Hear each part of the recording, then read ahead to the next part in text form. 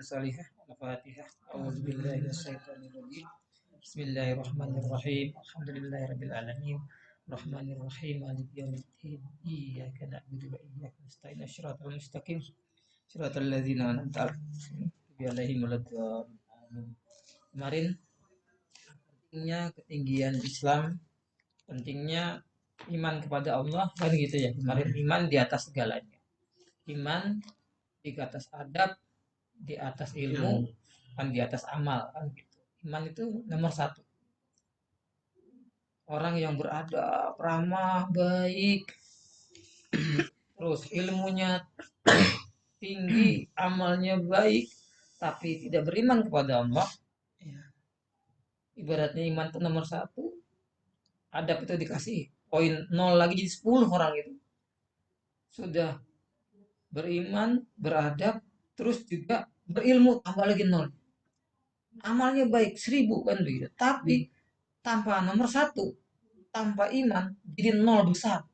Maka tidak ada nilainya di hadapan Allah. Kan begitu. Sebaik apapun nanti di akhirat itu orang itu ya nggak usah ditimbang lagi udah langsung.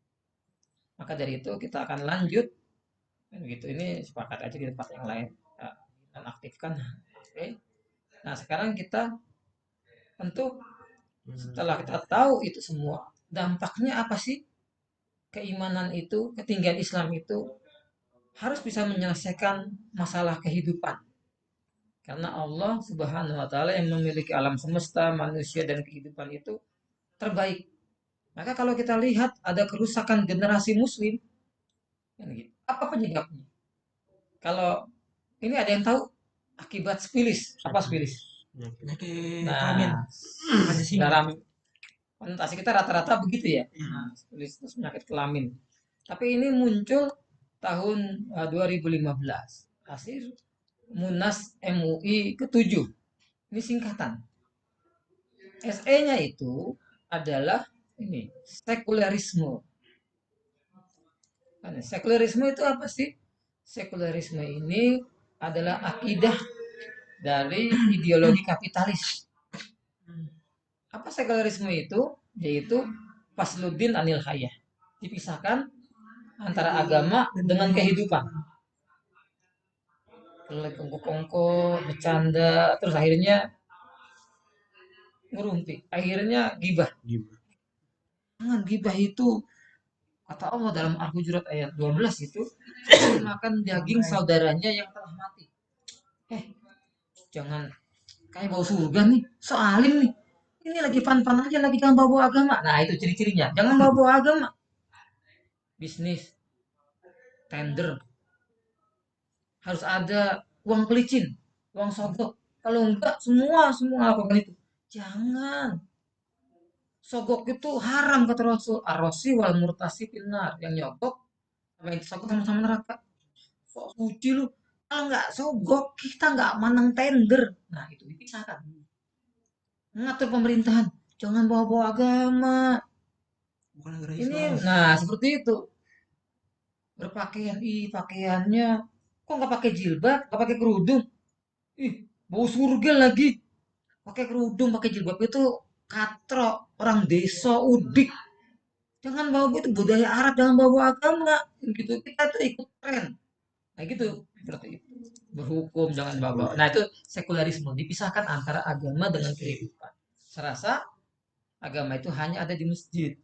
Serasa Islam itu hanya mengatur masalah sholat, puasa, zakat, haji, talak, kan begitu. Sistem ekonomi, sistem pemerintahan, pendidikan, nggak diatur oleh Islam. Jangan bawa-bawa agama. Gitu. Itu paham sekularisme. Fasluddin Anil Hayy. Dipisahkan antara agama dengan kehidupan. P-nya itu apa sih? Pluralisme. Pluralisme itu paham menyamakan semua agama sama kok. Jangan mengaku yang paling benar. Kan gitu. Semua itu akan menuju Tuhan yang sama. Padahal kata Allah, inna dina indallahil Islam. Agama yang diri dari sisi Allah itu hanya Islam. Gitu.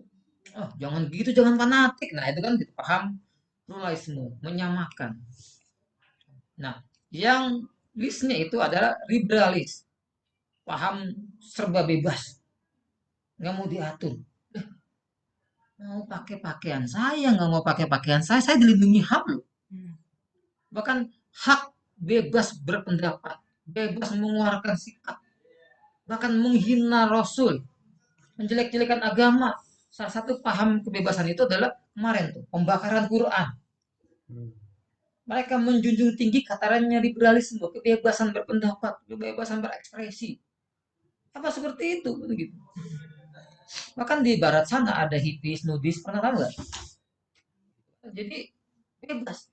Mau ada kelompok tuh di pantai, laki-laki dan perempuan tidak pakai selembar kain pun, telanjang. Lu dilindungi undang-undang itu oleh mereka. Atau kelompok hippies, nudis, telanjang. Bebas mereka begitu. Nauzubillah min zalik.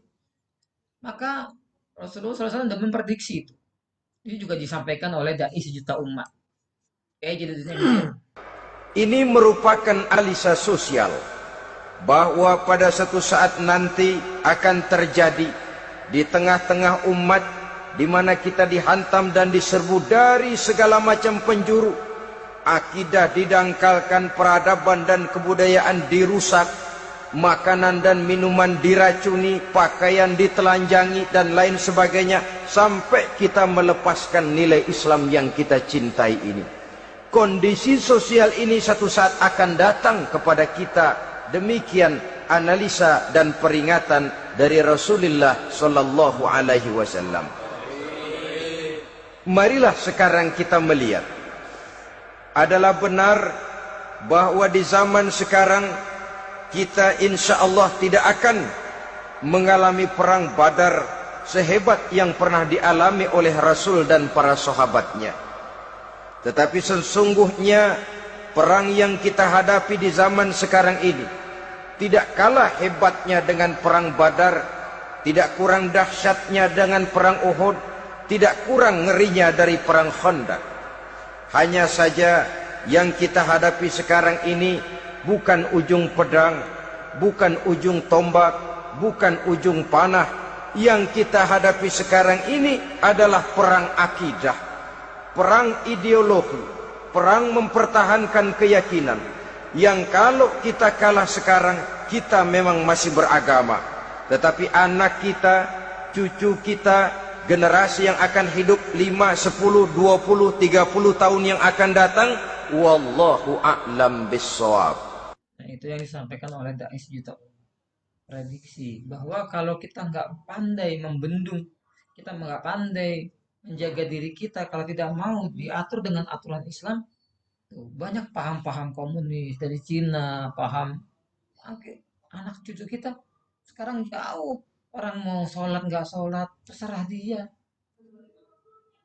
Sekarang kalau ada perempuan di jalan naik motor, satunya berkerudung dan pakai jilbab, nggak pakai helm, yang satu pakai bikini, pakaiannya juga tank top, tapi pakai helm, lewat tuh, yang ditilang yang mana? Yang nggak pakai helm walaupun pakai kerudung. Maka di sini itu helm jadi wajib, kerudung berjilbab nggak wajib. Kalau kita nih tidak membayar pajak, kan gitu, maka akan ada sanksi, akan ada teguran. Tapi kalau nggak bayar zakat, nggak apa-apa, boleh-boleh saja mubah, kan gitu. Padahal itu wajib. Seperti itu. Maka dari itu kita harus jaga. Apalagi ini. Nah, Valentine Day. Tahu? Gitu. Valentine Day. Kan gitu. Jaga diri dan keluarga dari zina yang berkedok Valentine Day. Ini bulan merah jambu. Tercoklat. Tanda hati, tanda cinta. Seperti itu. Padahal Allah mengingatkan kita, wala taqrabu zina. Jangan dekati zina. Sesungguhnya zina itu fahisah, jalan yang keji. Wasasabila, jalan yang seburuk-buruknya, kan begitu. Dekat aja jangan. Pintu gerbang zina itu adalah pacaran. Kan gitu. Kalau pacaran itu kan itu. Pacaran. Dia pegang tangannya, aduh, tangannya halus kan gitu. Si perempuan itu diam saja. Kata Rasulullah, kalau duaan yang dengan bukan yang mahram, ketiga setan, dipegang Diam saja marah lambat gitu kan.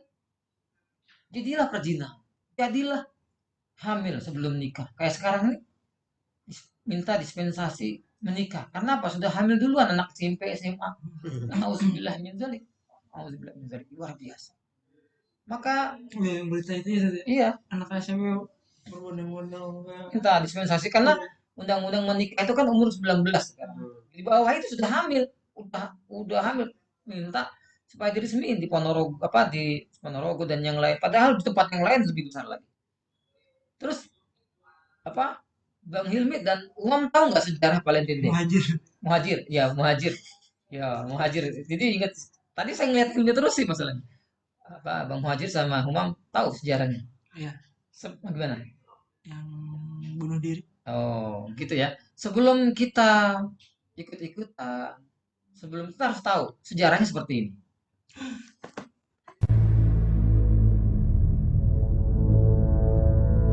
Inilah Yunani kuno yang mempunyai banyak dewa. Kota Athena merupakan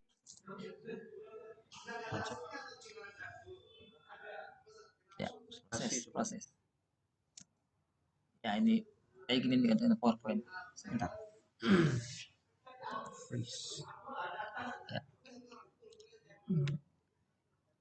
Kita setel itunya filmnya aja.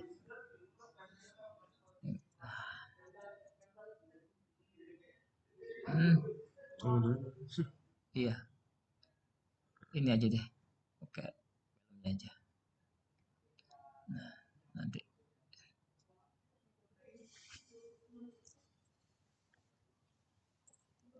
Kadang-kadang nggak spot di PowerPoint-nya itu nggak masuk. Berat. Iya. Nah, ini sejarahnya seperti ini.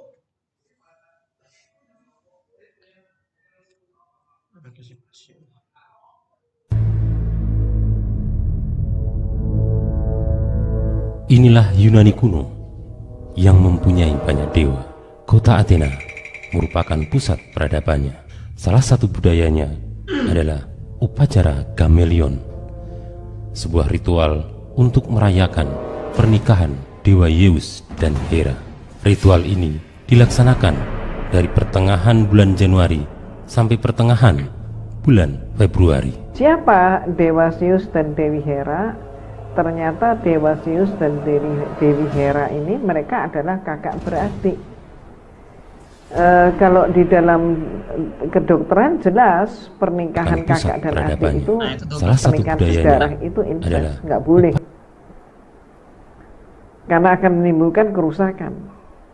Nah, kalau dalam Islam lebih jelas lagi, hubungan sedarah itu adalah perhubungan yang haram, dilarang, haram itu dalam Islam. Tapi inilah cikal bakal daripada Valentine Day, jadi Gamelion lebih dulu, dengan pernikahan Zeus dan Hera tersebut. Budaya ini kemudian sampai ke Romawi dan terjadilah sinkritisme. Tokohnya berubah menjadi Lupercalia, seorang dewa dengan bentuk separuh manusia, separuh binatang. Lupercalia menjadi sebuah ritual untuk membebaskan diri dari kemalangan dan kemandulan. Upacara ini diikuti oleh para gadis. Pada saat itu ditetapkan adalah 15 Februari. Remaja putri itu menunggu pendeta-pendeta Lupercalia ini memotong domba, kemudian kulitnya diambil, dan remaja putri ini yang ikut maka mereka memakai tanda membawa sekerat daging domba. Siapa gadis yang membawa sekerat daging domba sebagai pertanda dia ikut upacara. Itulah yang didatangi oleh pendeta Lupercus, kemudian dipegang, diusap punggungnya untuk mensucikan diri dari kemalangan dan dari kemandulan tersebut. Budaya ini kemudian berkembang lagi. Sampailah budaya ini ke Inggris dan Perancis akibat invasi. Disinilah kembali terjadi sinkritisme. Ritual ini kemudian berubah menjadi love lottery atau undian cinta. Dan dari sinilah dikenal simbol love seperti sekarang ini.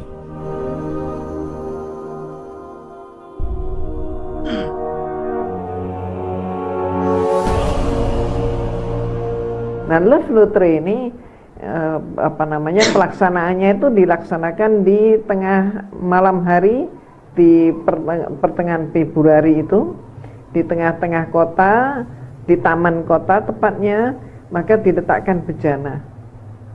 Maka para gadis yang ikut acara, mereka dipersilakan menulis namanya di kertas, kemudian namanya dimasukkan dalam bejana. Setelah selesai para gadis, berikutnya adalah para pemuda. Datang, maju satu persatu ke depan, ambil kertas. Maka kertas yang mereka ambil dengan nama yang tercantum di kertas itu, mereka yakini itulah jodoh mereka. Siapa yang menjodohkan? Yang menjodohkan adalah Dewa Luperkus. Karena sudah ketemu jodoh, semuanya juga sudah ketemu jodoh, maka menunggu jam 12 malam, maka mereka langsungkan ritualnya. Ritualnya apa? Ketemu jodoh, ritualnya adalah kemudian melaksanakan hubungan seksual layaknya suami dan istri. Ada yang masuk ke semak-semak, ada yang dalam bentuk gasibu-gasibu, ya, seperti macam-macam lah. Dan apakah pernikahan itu seterusnya terjadi atau cuma nikah semalam, itu tergantung pada kesepakatan pasangan itu masing-masing. Bagi yang tidak punya pacar, mungkin aja mereka sampai dengan sebulan atau berapa.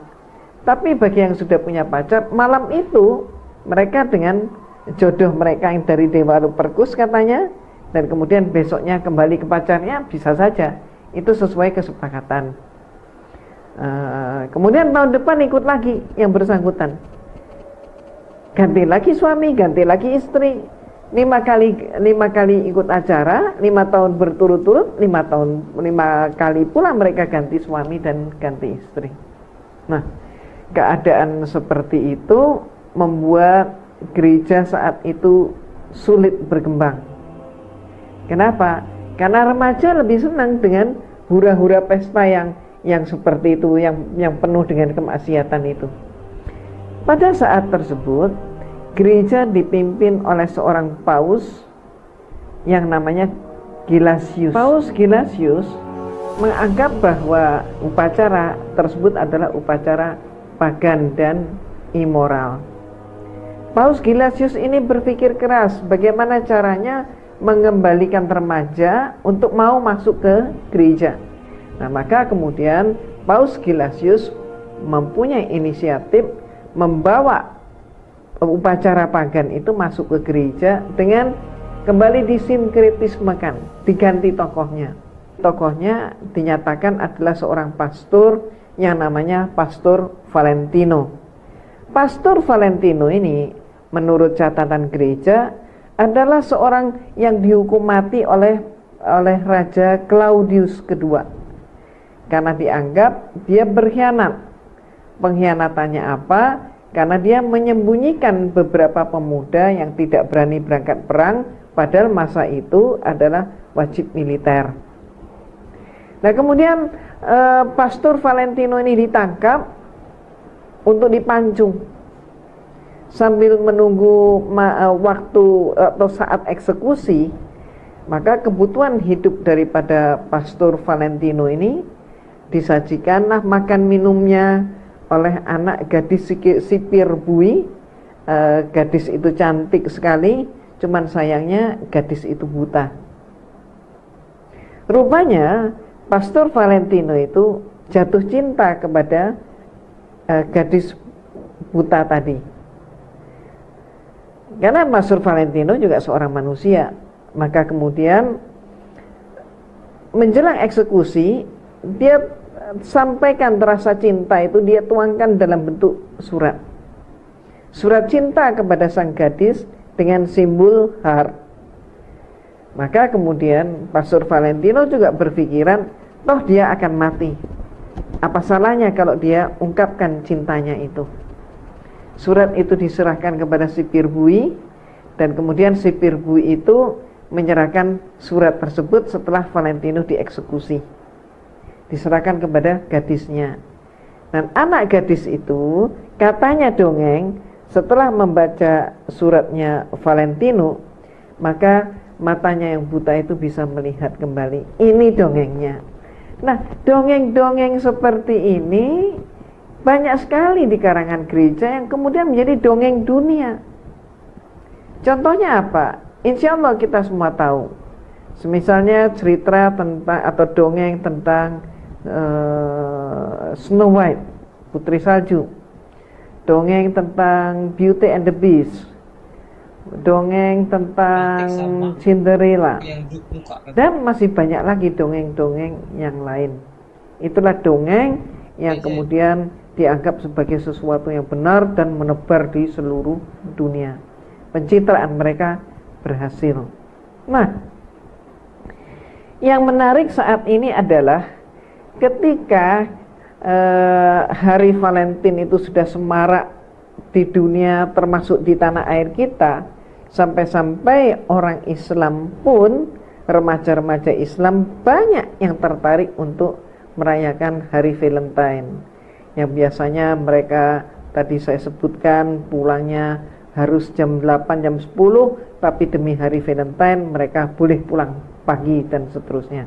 Nah, yang ingin saya katakan, justru dalam keadaan Valentine yang sudah seperti ini meriahnya, maraknya, dan HIV/AIDS juga meningkat, ternyata sangat mengejutkan karena ada beberapa gereja yang malah menyatakan melarang umatnya untuk ikut Valentine, termasuk gereja yang ada di Rusia.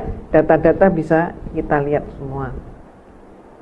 Nah, Paus Gelasius itulah yang dia kemudian berhasil meresmikan Saint Valentino sebagai figur Valentine Day. Dan kemudian setelah Paus Gelasius meresmikan 14 Februari, pada saat itu tahun 498 Masehi, Valentine Day itu masuk ke gereja. Dan kemudian misionarislah yang mengembangkan sampai ke seluruh dunia dan masuk ke tanah air kita. Walaupun masuknya ke tanah air kita ini memang kurang lebih secara marak diperingati itu sejak tahun 2000-an. Tapi sejak tahun 2000-an itu pula lah maka kemaksiatan menjadi semakin melonjak di tanah air kita. Nah, contohnya seperti apa? Apa saja yang terjadi pada saat hari Valentine? Coba kita lihat data-data sebagai berikut. Kita awali dulu dengan pesta Valentine yang terjadi saat ini, di mana pemuda-pemudi berkumpul dalam sebuah acara. Mereka dansa-dansi, berdansa berpasangan semalam suntuk. Minuman mereka juga alkohol, tidak ada jus tentu saja, tidak ada minuman seperti dawet, es cendol, nggak ada. Semuanya serba beralkohol. Kemudian tengah malam, tepatnya jam 12 setelah lonceng berbunyi, mereka pun mulai semakin semarak, tanda kutip. Mereka cari pasangannya masing-masing. Untuk apa? Melakukan hubungan cinta. Nah, cinta di sinilah itu berbeda konsep dengan cinta menurut agama kita. Ternyata cinta di sini, cinta pada Valentine adalah make love, yaitu seks bebas yang merupakan perzinahan. Mereka pada saat itu seringkali juga membagi-bagi narkotika. Apalagi kalau tahu ada peserta yang masih ragu atau belum pernah mencicipi narkotika, mereka bagikan itu. Maka kemudian di bawah pengaruh daripada alkohol, narkotika, kemudian mereka melaksanakan seks bebas, dan itulah sumber daripada berkembangnya penyakit AIDS. Yang tidak lain, AIDS itu adalah penghancuran sebuah generasi yang saya sebut dengan harga yang sangat-sangat murah. Nah, sekarang kita lanjutkan. Apa sih yang terjadi pada saat malam Valentine? Apa kata media pada hal ini? Di antaranya, contohnya saja Surya Online, dia mencatat melewatkan malam Valentine Day di hotel kawasan Kenjeran cuma 27,5 sampai 75.000 rupiah. Dan siapa yang dimaksudkan melewatkan malam Valentine? Ternyata adalah remaja. Mereka berpasang-pasangan sewa hotel. Bahkan kemudian Antara News menyatakan bahwa di Medan penjualan kondom meningkat jelang Valentine. Bahkan di Pontianak apotek kehabisan stok kondom dan juga hunian hotel penuh pada malam Valentine. Ada lagi Nusantara Online. Dia menyatakan rayakan Valentine, pesta kebu dibubarkan. Di mana? Di Jakarta. Jadi rupanya Jakarta juga banyak kebunya, kata Nusantara Online, gitu kan. Berikut lagi sangat mengejutkan. Pasangan PNS digerebek saat mesum di hari Valentine. Di mana peristiwa ini? Di Kediri. Saya sengaja mencarikan kota kecil untuk menunjukkan bahwa Valentine itu bukan hanya kerusakan budaya di kota besar, di metropolitan, tidak. Bahkan sudah sampai ke kota kecil di Jawa Timur yang namanya Kediri pun sudah dilanda kerusakan itu. Kemudian ada lagi pesta Valentine, 20 pasangan mesum ditangkap. Di mana? Kembali saya tunjukkan kota kecil juga, Tulungagung. Jadi rupanya sudah merambah kemana-mana yang namanya kemaksiatan itu. Itulah contoh-contoh informasi dari media. Namun saat ini justru sangat mengejutkan bagi kita semua. Ya, itu menurut Bu Irna Handono kerusakannya. Bagaimana maaf, sebentar. Laptop baru Ustaz. Oh, bukan. Yang Enggak, bukan iri maksudnya. Oh, lebih keren gitu. amin, amin, amin, amin, amin. Iya, iya, iya. Mana iPhone saya? Lebih canggih itu ya. Punya ini ya. iPhone kantor itu bukan iPhone saya. Ya, alhamdulillah disyukuri akan bertambah nikmatnya. Dimudahkan. Ya, silakan. Dikunci dari sana. Ini buka aja ntar yang ininya cuma sulut sini aja gitu dikunci gantian. Ya, itu kerusakan yang terjadi di negeri kita. Bagaimana di luar sana, di barat sana? Ini yang disampaikan oleh Ustadz Felix Shaw di Amerika, di Inggris dan yang lain. Ini seperti apa sih? Dan sampai sekarang pun apa yang terjadi? Tanggal 14 Februari, seminggu sebelumnya dan seminggu sesudahnya diperingati di Amerika sebagai The National Condom Week. Jadi pekan kondom nasional.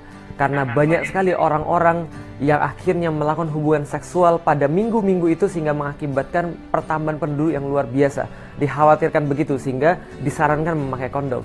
Bagaimana dengan di Inggris? Diperingati dengan The National Impotence Day tanggal 14. Mengapa? Sama. Valentine Days identik dengan hubungan free sex. Nah, ini yang harus kita tahu sebagai seorang muslim.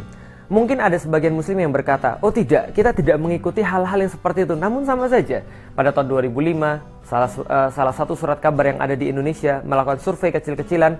Di antara 413 responden, mereka mendapatkan sekitar 24% orang-orang yang disurvei ketika melakukan Valentine Days, mereka lebih suka melakukan jalan-jalan, lalu kemudian makan, lalu kemudian berciuman, lalu berhubungan seks.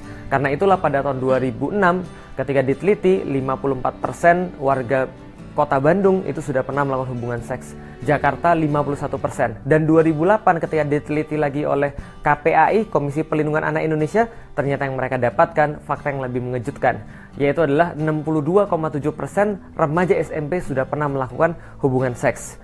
Benarlah kata Rasulullah SAW, man tasyabbaha biqaumin fahuwa minhum. Barang siapa yang mengikuti kebiasaan suatu kaum, maka dia bagian daripada mereka. Dan kita renungi, Bagaimana Rasulullah berpesan kepada kita, kalian senantiasa akan mengikuti sunnah-sunnah orang-orang sebelum kalian, mengikutinya sejengkal demi sejengkal, lalu sahasta demi sahasta, sampai mereka masuk ke lubang biawak pun Anda akan ikut masuk. Lalu orang-orang bertanya, sahabat bertanya, ya Rasulullah, apakah itu adalah Yahudi dan Nasrani? Rasul menjawab, kalau bukan mereka, siapa lagi? Maka Valentine Days bukan bagian daripada perayaan kita, bahkan adalah perayaan yang sangat menyesatkan. Maka kaum muslimin tidak boleh tertipu, ikut-ikutan meramaikan, apalagi merayakannya. Wallahu a'lam bishawab. Assalamualaikum warahmatullahi wabarakatuh. Nah, begitu apa yang disampaikan oleh Ustaz Felix Xiao. Jadi, man tasabbaha biqaumin, siapa yang menyerupai satu kaum, ikut-ikutan. Maka kita tahu dulu dasarnya, nanti sejarahnya sudah ada sejarahnya. Nanti kita kirimin ke dia, sejarahnya panjang. Jadi bukan dari Islam, justru itu maksiat, perzinahan dan yang lain. Maka menyikapi Valentine Day gitu.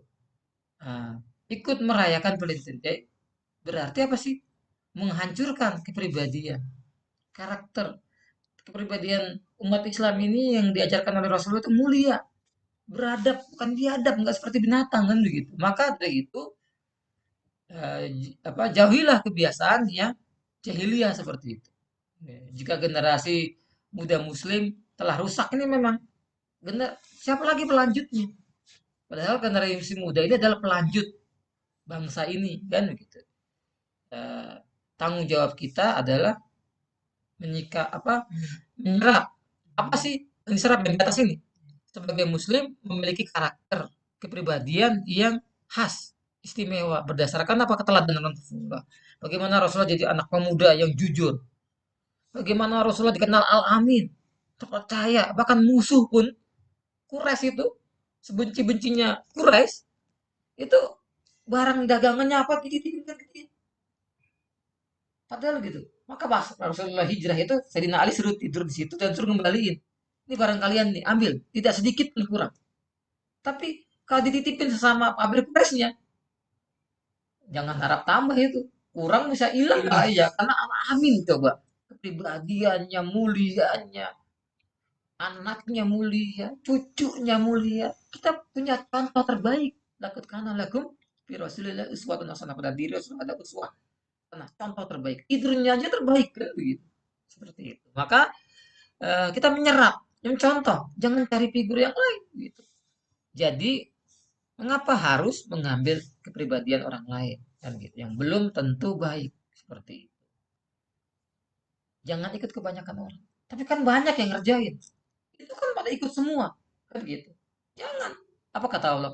Jika mengikuti kebanyakan manusia di muka bumi, kan gitu. Niscaya apa? Niscaya mereka akan menyesatkan dari jalan Allah. Mereka tidak lain hanya mengikuti prasangka belaka. Mereka tidak lain hanya berdusta. Kan gitu. Jadi tidak selalu yang banyak itu benar. Kalau yang banyak maksiat, seperti itu. Hati-hati. Begitu. Nah, maka sebelum melakukan itu harus tahu dasarnya. Ini dari mana ya? Seperti apa ya? Maka kata Allah kan begitu. Wala taqfu ma laisa laka bihi ilmun. Jangan ngikuti sesuatu yang nggak ngerti ilmunya. Inna sam'a, pendengaran, wal fuada kan gitu. Wal absar wal fuada, penglihatan, apa hati kan gitu. Kulu ulaika kanat anhum mas'ula. Semua itu akan diminta pertanggungjawaban. Besok habis Februari, Maret, April. 1 April. April mau ngeprengin, ngerjain orang. Itu boleh nggak sih kita ikut-ikutan? Kan gitu. Jadi tukar coklat kalau Valentine Day. Auzubillah min zalik. Maka kenapa remaja muslim banyak yang tasabuh, banyak menyerupai, banyak ikut-ikutan, banyak keseret? Kenapa? Faktornya mereka kurang ilmu Islam. Nah, tanda sayang kita itu seperti ini. Edukasi, mengajak, memberikan pengetahuan bahwa itu bahaya. Ini bukan dari Islam. Kalau kita ikut-ikutan itu berarti kita tidak diakui oleh Rasulullah. Tanda sayang kan begitu. Sehingga seperti itu. Jangan ikut-ikutan. Bahasanya itu seperti ini. Nah, maka kita harus bersihkan kotoran kepala kita. Bersihkan pemikiran kita dari pemikiran-pemikiran yang tidak Islam. Dibersihkan. Tanda sayang Kita tuh saling tolong menolong dalam kebaikan. Ta'awanu ala birri wa taqwa. Saling tolong menolong dalam perbuatan baik dan ketakwaan. Wala ta'awanu ala ismi wal udwan. Jangan tolong menolong dalam perbuatan pengingkaran dan dosa. Kan begitu, nauzubillah. Jangan. Tanda kita saling tolong menolong, maka kita begini nih. Dari kajian ini nanti kita sebarkan. Dari orang, ini kan sekarang tanggal berapa? Tanggal 10. 4 hari ke depan tuh. 14 Februari. Nah, kita share habis ini. Kita sampaikan. Ya Allah, selama ini saya yang ikutin ini salah ya. Pahalanya luar biasa. Jangan membebek. Jangan ngekor. Kata si bebek yang belakang ini, tanya, bro, mau kemana nih bro? Gak tahu, saya ngisi ke senior saya yang di atas, depan. Nah, jadi gak ngerti. Padahal mau dibawa ke penggilingan pemotongan bebek misalnya gitu. Namanya membebek kan ngekor aja. Tanpa masa bodoh lah. Cuek bebek. Yang penting itu kan banyak yang ngikutin. Itu banyak yang ngelakuin. Jangan kayak bebek. Kita bukan bebek. Kita manusia. Harus tahu dasarnya. Begitu. Allah mengingatkan kita juga tuh. Dalam suratul Baqarah ayat 120. Kan gitu. Diingatin tuh oleh Allah. Pakai kata-kata walan. Walan itu selamanya dari dulu sampai hari kiamat. Walan tardo anka yahud walan nasyoro. Orang Yahudi dan Nasrani itu nggak akan pernah ridho sampai kita ngikutin milah mereka. Milah tahun. Milah itu ya kalau mereka berhasil memurtadkan hebat kan gitu. Tapi biarkan kalau nggak bisa murtad, biarin di KTP mereka terpampang agama Islam. Tapi kelakuannya, cara geraknya, pakaiannya, sama babe nggak cium tangan, dikedet, dompet babe geletak, udah hilang aja kan gitu. Gak ada sopan santunnya. Coba kalau anak-anak, temen saya cium tangan, nggak aci, cium tangan di kepala. Emang panas kamu? Gitu. Di pipi, cium tangan kan begini kan, cium. Ih, kok cium tangan begini? Cium begini kan pakai hidung. Nggak aci, ulangin. Coba kan gitu coba. Ini luar biasa. Valentine Day, pemuda-pemudi berkumpul, berdansa-dansi, minum alkohol. Akhirnya seks, hubungan narkoba, akhirnya hancurnya generasi. Berpelukan, menciuman di antara lawan jenis kan yang bukan mahram. Hal itu biasa aja pada umum kan begitu. Pacaran terus kamu kok cantik nggak ada yang ngapelin, nggak laku kamu, coba emang dagangan apa? Cowok malam minggu kok di rumah, kamu belum punya pacar, jomblo, coba rasa aib. Padahal itu pacaran tadi itu pintu gerbangnya zina, nembak depan umum, woi cuy, berani heboh, woi sweet, coba. Padahal ini kan maksiat. Berpegangan. Akhirnya pacaran nggak malu. Serasa dunia itu milik mereka, yang lain kontrak. Iya. Coba sekarang pasangan abu-abu itu gandeng tangan. Kita yang ngelihat itu malu. Saya jalan-jalan ke Jambu 2 di atas, dia paling atas itu. Ya Allah, itu pasangan. Bahkan Ramadan itu, ya Allah. Ih, nggak ada malu-malunya gitu, udah kayak pasangan gandengan bebek tapi mami, serasa dunia milik dia, yang lain dianggap nggak ada kontrak. Auzubillah min dzalik tuh. Akhirnya perzinahan. Lihat nih,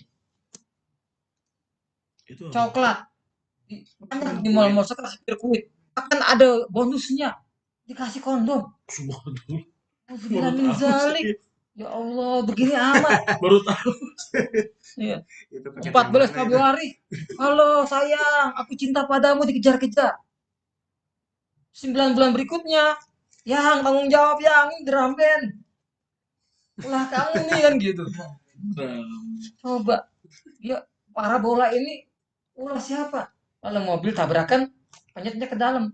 Ini orang sama orang, penyetnya keluar. Akhirnya tuh remaja putri terpaksa tuh dulu kan gitu punya dia punya pasangan tuh 3. Nah, akhirnya dia bingung cari siapa suami anaknya. Nanti kalau lahir mungkin gimana? Bin siapa? Bin rame-rame nih. Gitu. Coba ya Bram. Allah. Bram. Beramai-ramai. Rame-rame ya. Ini bin Bram gitu ya. Bin rame-rame coba. Atau nanti ditaruh di depan panti asuhan dalam kotak. Bin siapa? Bin kotak. Bin kardus. Ya Allah. Ada yang terpaksa melahirkan di taman. Gitu. Pulang sekolah. Ada yang nggak tanggung jawab, aborsi, digugurkan. Ya Allah, nauzubillah min zalik maksiatan. Tuh lihat. Perilaku seks di antara remaja SMP dan SMU. 93,7% pemuda berciuman apa? Piting atau apa oral seks ini coba. Ya hubungan seks lah gitu seperti itu bahasanya. 62,7% remaja SMP tidak perawan, coba. Tidak perawan. 21,2% remaja SMU pernah aborsi. 97% ini pintu gerbangnya. Nonton film porno. Rusaknya otak itu. Itu di kepala kita kalau minuman keras katanya peneliti itu hanya 2 titik. Kalau pornografi itu 8 titik yang dirusak gitu loh, Pak.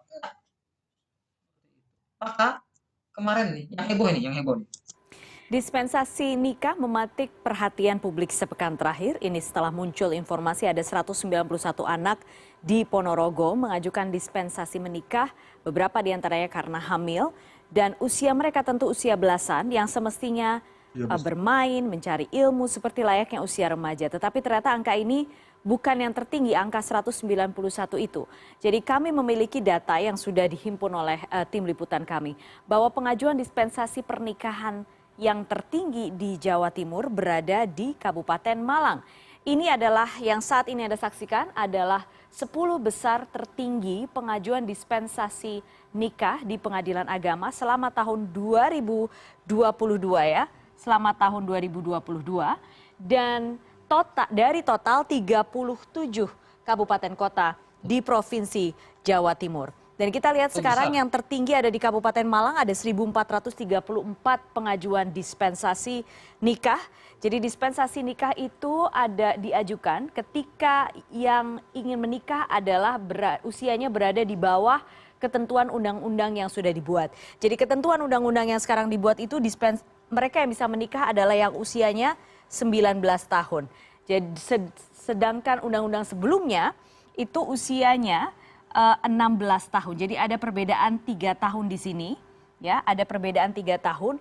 Ada dugaan, ya sekali lagi ada dugaan sosialisasi undang-undang yang sudah mengubah batas usia pernikahan ini belum tersampaikan sepenuhnya. Tapi sekali lagi kita lihat dulu angka-angka ini. Di Kabupaten Malang ada 1.434 anak yang meminta dispensasi pernikahan. Ini yang pertama. Yang kedua kita lihat di Jember ada 1.357.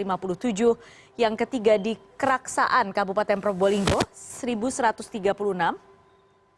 Kemudian kita lihat yang lainnya di Lumajang ada 856, Banyuwangi 877, Bondowoso 718, ya.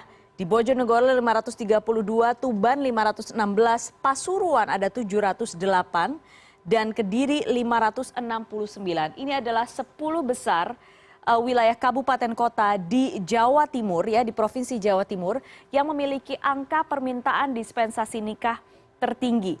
Bahkan kalau misalnya Anda lihat di wilayah Ponorogo dengan angka 191 itu bukan yang tertinggi. Ponorogo itu berada di posisi 28. Ini pun sudah membuat terkejut publik, terhenyak dan hingga meminta segera ada campur tangan pemerintah.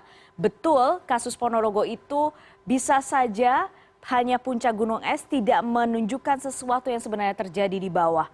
Dan terutama campur tangan pemerintah diharapkan bisa mencegah pernikahan dini pada remaja ini. Memang ada beragam penyebab dispensasi menikah diajukan dan ini tentu saja tidak hanya terjadi di Jawa Timur tapi juga wilayah lainnya. Tuh, betul. Itu apa kata dia? Fenomena puncak gunung es. Puncak gunung es. Kalau gunung itu dalam surat An-Naba ayat 7 itu wal jibala autada. Jibal itu gunung itu sebagai pasak, sebagai paku nih ya, lihat ya, papan. Kalau kita mau paku antara ini, yang panjang itu yang atasnya apa yang bawahnya? Yang bawahnya tuh. Pentolannya yang bawahnya itu yang mengajukan, itu yang ada datanya. Yang enggak, ini dia banyak. Nih, di 4 provinsi tersebut adalah Jawa Timur tadi, Jawa Tengah ada, Jawa Barat ada, Sulawesi ada, Jawa Barat. Apa Jawa Barat? ada. Nah, nggak tahu deh nanti, gitu ya. Yang paling mengejutkan terbaru di Jawa Tengah lagi belajar kontraksi. Seperti nanti abis ini. Nah, ini datanya yang tadi itu, yang 37. Yang ngajukan ini kan, yang ngajukan ini awalnya. Akhirnya yang lain ngikut blow up. Sangkain ini segini. Ternyata tuh malah. Ini survei di 37 kota. Tadi yang 10 besar. Nah ini yang saya ceritakan tadi. Ini. Yang lagi, bukan Jawa Tengah ini. Yang lagi belajar kontraksi. Nih seperti ini. Tentang sekolah, wadah belajar, dan menuntut ilmu sebanyak-banyaknya kan ya. Murid fokus untuk mempelajari ilmu dari sang guru. Guru juga mendidik murid dengan baik. Tapi ini beda dengan yang terjadi pada salah satu siswi SMA di Kabupaten Karanganyar, Jawa Tengah. Bukannya serius belajar, siswi ini justru mengalami kontraksi saat kegiatan belajar mengajar. What? Otomatis gurunya terkejut. Siswi tadi pun langsung dilarikan ke rumah sakit dan melahirkan. Setelah diusut, ternyata selama di sekolah, siswi tadi menyembunyikan kehamilannya sob. Dia mengaku anak tersebut hasil hubungannya dengan pacarnya yang berada di SMA berbeda. Wah, parah banget kan sob. Sekolah yang seharusnya menjadi institusi pendidikan generasi agar memiliki pola pikir dan pola sikap yang benar, namun kini hanya berperan sebagai transfer materi pelajaran. Para murid disibukkan tugas-tugas sekolah, tapi sekolah tidak perhatian apakah muridnya mampu menyelesaikan problem hidupnya atau tidak. Bukti Iya, sekolah itu hanya ngasih tugas supaya kamu mau sekolah gimana? Ya biar dapat pekerjaan yang mapan. Tidak dibimbing akidah, hanya tidak dibimbing kalau ada masalah keluarganya bagaimana, nanti kalau menikah bagaimana, terus ngurusin anak gimana. Nanti kalau ada masalah-masalah kehidupan, terus cari solusinya dari agama gimana? Nggak ada sekolah itu. Yang penting cari nilai, kerjain tugas-tugas. Yang penting apa sih nanti supaya kamu bisa kerja di tempat yang mapan. Tuh lihat tuh kerusakannya tuh. Angka-angka tadi tuh. Nih, nikah dini di Surabaya, Semarang, Bandung, Makassar, tuh, Palembang, Pekanbaru. Nauzubillah min zalik. Nauzubillah min zalik. Terus bagaimana kita umat Islam? Apa nggak ada solusi? Islam itu datang dari zat yang maha tahu, maha bijaksana, maha sempurna. Islam datang itu untuk menyelesaikan masalah. Bagaimana caranya? Nggak ada jalan lain. Nih, kata Imam Malik, kan gitu. Tidak akan bisa memperbaiki kondisi generasi akhir umat ini, kecuali apa? Dengan apa yang telah memperbaiki kondisi generasi awal. Generasi awal siapa sih? Rasulullah diutus di masa jahiliyah, di masa biadab, tak beradab, malu punya anak perempuan, dan yang Rasulullah diutus begitu. Bagaimana Rasul mengubahnya? Caranya begitu, nggak ada cara lain. Caranya mencontoh Rasulullah dengan aturan Islam. Maka dari itu seharusnya kalau kita dipanggil untuk menerapkan hukum Allah, aturan Allah dan Rasulnya, jawabannya apa? Sami'na wa ata'na. Sami'na wa ata'na. Kami dengar dan kami taat. Jangan seperti orang Yahudi, Bani Israel. Tadi kita buka surat 2. Surat Al-Baqarah ayat 93. Mereka jawab apa kalau diperintah? Sami'na wa asoina. Kami dengar, tapi kami nggak mau taat. Maka kita tuh suruh berislam tuh yang kafah. Kan begitu nih.